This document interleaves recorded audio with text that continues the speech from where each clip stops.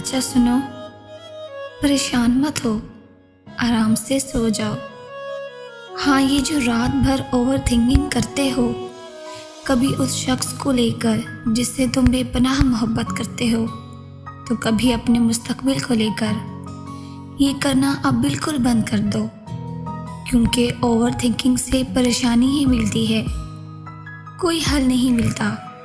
صبر کرنا شروع کر دو، وقت ہر سوال کا جواب دے دیتا ہے۔ اگر آج کوئی تمہارے پیار کو نہیں سمجھ رہا اور تمہیں ایک عرصہ بیت چکا ہے سمجھاتے ہوئے، تو جانے دو۔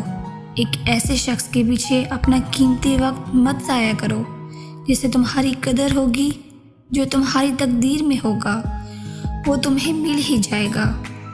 اگر زندگی میں کچھ حاصل کرنے کی کوشش کر رہے ہو اور کر نہیں پا رہے تو پریشان مت ہو، صبر کرو، سب ہوگا۔